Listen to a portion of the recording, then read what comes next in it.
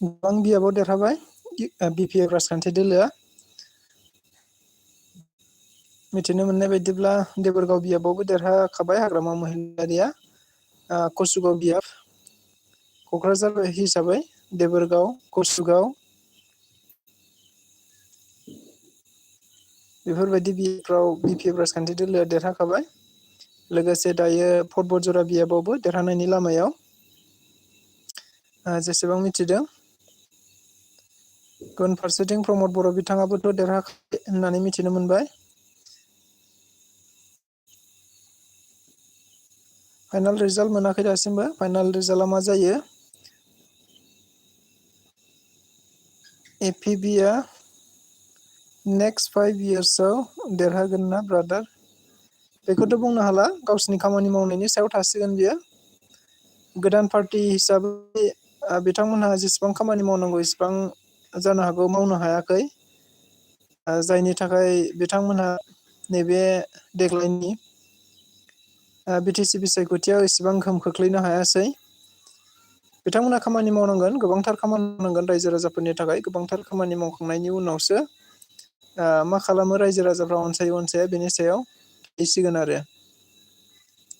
गोदान पार्टिया, गोदान दोलोआ देरहानांगौआ एसेबां गोरलै बाथ्रा नङा आथिखालाव।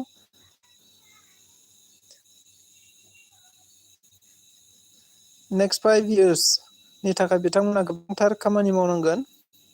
मानोना BPF राजखान्थि दोलोआ दासिमाव 15 बोसोर सरकार खुंलांखाबायमोन पार्टि हिसाबै, BPF हिसाबै। बेनि सिगांथ' इन्टारिम 2 इयार्स खुंदोंमोन। जियानो देरहानायनि चान्स दं, जुदि गोख्रोङै खामानि मावोबा APBआबो देरहागोन। 14 नं चिरां दुवार बियाबाव खाम्फा बरगयारि बिथाङा देरहाबाय, बयबो मिथिखाबाय। मिथिनो मोननाय बायदिब्ला UPPL राजखान्थि दोलोनिनो सासे गोख्रों दैदेनगिरि, EMबो जाबोनाय फेरेंगा, जायखौ बारग' NDP होननानै मिथिनाय जायो, फेरेंगा बा रनजित बसुमतारी, बिथाङा मोननै बियाबाव गेलेदोंमोन। चिराङाव निसिमायाव आरो गुबुन फारसेथिं क'क्राझाराव बावखुंग्रि बियाबाव गेलेदोंमोन बिथाङा। मिथिनोथ' मोनखाबाय निसिमायाव BPF राजखान्थि दोलोआ देरहाबाय। डेट मिन्स मा होनो रनजित बसुमतारी, थामहिनबा फेरेंगा बसुमतारी बिथाङा निसिमायाव जेनखाबाय। आरो मिथिबावनाय बायदिब्ला बावखुंग्रि बियाब, दायो बावखुंग्रि बियाबावबो रनजित बसुमतारी बिथाङा जेननायनि लामायाव होनना मिथिनो मोननाय जादों। रनजित बसुमतारी बिथाङा जेननायनि लामायाव होननानै दासिमाव मिथिनो मोननाय जादों। गोबांथार बहुमनि फारागथियाव BPF दोलोनि बिजाथि दनेस्वर गयारि होननाय बिथाङा दासिमाव गोबांथार भटनि फारागथियाव दावखोनानै दं होनना मिथिनो मोननाय जादों।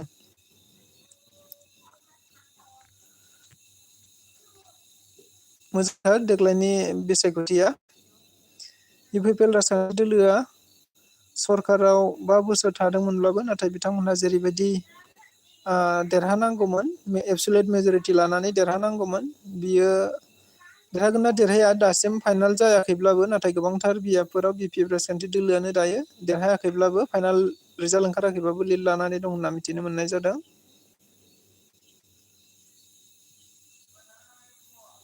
हाग्रामा महिलारि बिथाङाथ' देबोरगावआव देरहाखाबाय। थारैनो जायोब्ला हाग्रामा महिलारि बिथाङानो चिफ जाफिननायनि लामायाव दङ।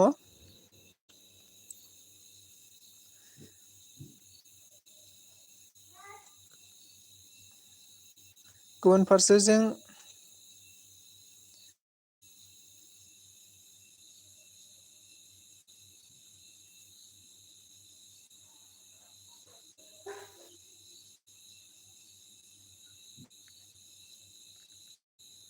रायजो राजाफ्राथ' गोबां खावलायगासिनो दङ बेबायदिनो, जेनेबा समाजारि बिजोंनि गेजेरजों गावबा गावनि साननाय बाथ्राखौ बुंथिंगासिनो दङ। इलेक्सनाव थारैनो इलेक्सननि सिगां BPF आरो UPPL राजखान्थि दोलोखौ गोबांथार बर'नि रायजो राजाफोरा खौसे जानानै बिसायख'थि गेलेनो थिनदोंमोन, बा खौसे जानानै सरकार खुंनो थिननाय थादोंमोन। नाथाय गोबांथार राजखान्थि दोलो हिसाबै गोबांथार बेले बेजेफोर जानो हागौ, जायनि थाखाय बिथांमोना गोरोबलायनो हायाखिसै। बेखौनो फिन खावलायफिनबावदों रायजो राजाफ्रा, जुदि बिपिएफआबो आरो इउपिपिएल मोननैबो राजखान्थि दोलोआ जुदि गाव हारसिंनो सरकार दानो हायाब्ला बिजेपिखौ गारनानै मोननै बर'नि राजखान्थि दोलोफोरा थारैनो खौसे जानांगौ होननानै बिथांमोना गोबां रायजो राजाफ्रा गावबा गावनि साननायखौ बुंथिनानै होगासिनो थानायखौ नुनो मोननाय जादों। थारैनो बेबायदि जायोबा जोबोद मोजांबो जागोन होननानै आंबो सापर्ट खालामो। मानोना टिसि ओनसोलारि राजखान्थि दोलो बिपिएफ आरो इउपिपिएल जाय बर' सेन्ट्रिक, जाय बर'नि राजखान्थि दोलो होननानै बुंब्लाबो बारा बुंनाय जानाय नङा। बे मोननै राजखान्थि दोलोआ जुदि खौसे जानानै सरकार खुङोब्ला गोबांथार मजबुत आरो गोरा जागोन होननानै आं सानो आरो। बेबायदिनो गोबां रायजो राजाफ्राबो गावबा गावनि साननायखौ फोरमायदों। बिपिएफ आरो इउपिपिएल राजखान्थि दोलोआ सिगाङाव खौसे जायाखैब्लाबो दायो बिसायख'थिनि उनाव खौसे जानानै सरकार खुंनो थाखाय गोबाङा खावलायनायखौ नुनो मोननाय जादों।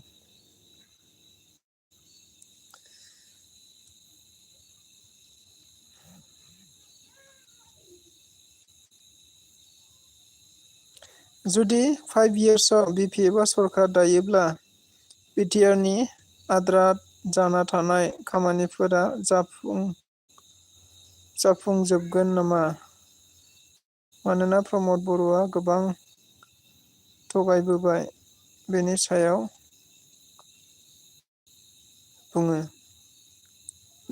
जुदि 5 इयार्सआव बिपिएफआ सरकार दायोब्ला बिटिआरनि आद्रा जाना थानाय खामानिफोरा जाफुंजोबगोन नामा? मानोना प्रमद बर'आ जाफुंजोबैयाथ' बिथांमोननि सायाव थागोन। लोगोसे जायफ्रा अपजिसनाव थायो, बे अपजिसनाव थाग्राफ्रा मैखोम बिफाव लानांगोन। गोबांथार मैखोम बिफाव लानांगोन। बिफाव लानानै बिथांमोनहा जेब्लाबो दफा मावफुंनायनि थाखाय खामानि मावनांगोन बा जर खालामनांगोन। आरो जर खालामोब्लानो निस्सय मावनांगोन बायदि सानो। आरो बेनि थाखायनोथ' बुंगासिनो दं दायो बर'नि मोननै राजखान्थि दोलोआ खौसे जायो मोजां जायो। खौसे जानानै जुदि सरकार सालायोब्ला मोजां जायो। मोनफ्रोमबो खामानिखौनो इजिलि गोरलैयैनो मावनो हागोन आरो जुदि बिपिएफ आरो इउपिपिएल राजखान्थि दोलो मोननैबो ज' जाबावोब्ला।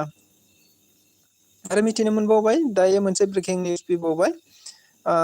3 नं श्रीरामपुर, क'क्राझार जिल्लानिनो श्रीरामपुराव दायो बिपिएफ राजखान्थि दोलोनिनो बिजाथि मक्लेश्वर रहमान बिथाङा देरहाबाय होनना खौरां बिजोंनि गेजेरजों मिथिनो मोनबावबाय। श्रीरामपुर बिपिएफ राजखान्थि दोलोनि बिजाथि मक्लेश्वर रहमान बिथाङा दायो देरहानो हाबाय।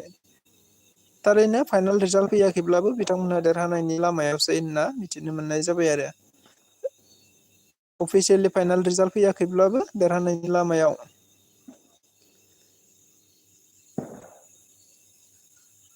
गोबां भटनि फाराग बिथांमोना निस्सय देरहानो हागोन होननानै साननो हायो।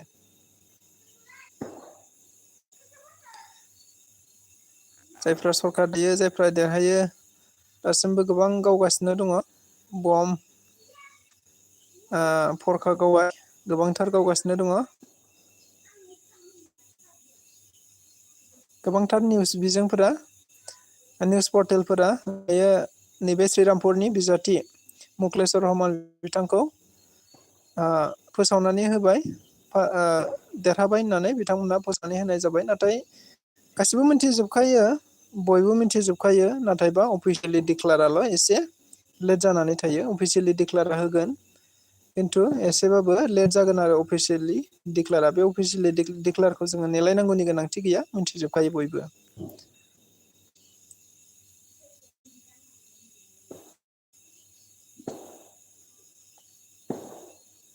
गोबांथार फरखा गावबाय, गोबांथार बमा गावलायबाय, जायफ्रा देरहादों।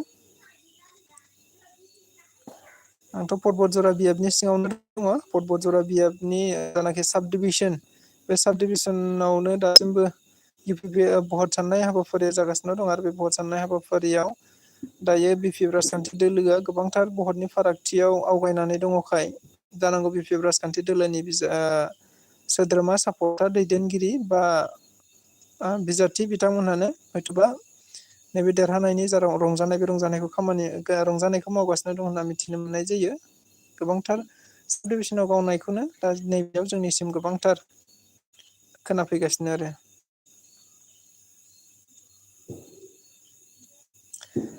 जायखियानो सरखार दाया मानो बर'नि मोजांनि थाखाय बा ओनसोलनि मोजांनि थाखाय 34 लाख BTC ओनसोलनि रायजो राजाफोरनि थाखाय मोजां मावगोन होननानै आसा खालामनो हायो।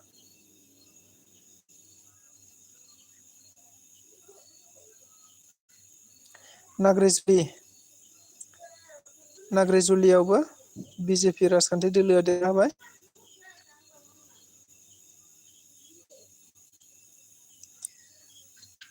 BPFनि बिजाथि से नं पर्बतजरा बियाबनि बिजाथि मुनमुन ब्रह्म बिथांखौबो देरहानायनि लामायाव दंसै होनना दायो मिथिनो मोननाय जाबाय।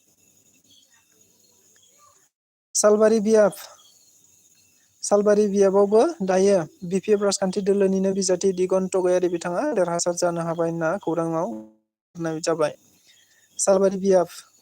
सालबारि बियाबावबो दायो BPF राजखान्थि दोलोनिनो बिजाथि दिगन्त गयारिया देरहाबाय होनना मिथिनो मोननाय जाबाय।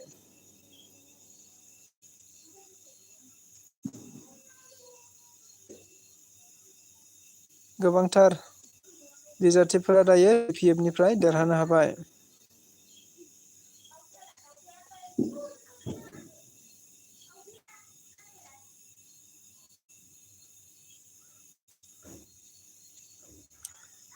जोंनि बर' हारिनि थाखाय XNDP-नि गायसनगिरि रन्जन दैमारिया जोबथेसालिनिफ्राय उदां जागोन ना?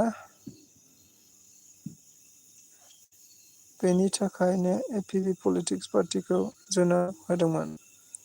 नंगौ, बेखौथ' बिथांमोनहाबो बुंथिनानै होबाय थादों। APB राजखान्थि दोलोनि दैदेनगिरि बिथांमोनहाबो बुंथिनानै होबाय थादों जे रन्जन दैमारि बिथांखौ जेलनिफ्राय बख'नांगौखौ नोजोर बोनानैनो बे पार्टिखौ दादों होननानै। नाथायबा राजखान्थिसो जाहैबाय, बेयाव हारसा बर'नि गोबांथार भटफोर नांगौ जाहैबाय। गुबुन फारसेथिं हारसा मानसिफ्रा एसेबां गुरुत्थ' लायाखै जानो हागौ, जायनि थाखाय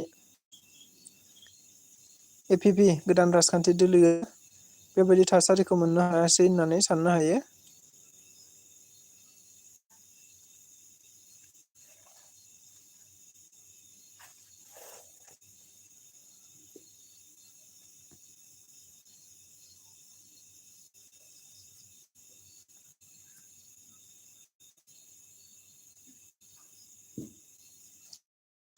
सुबाइजार बियाबावबो धीरज बरग'यारि BPFनि बिजाथिया देरहाबाय होनना मिथिनो मोनबाय।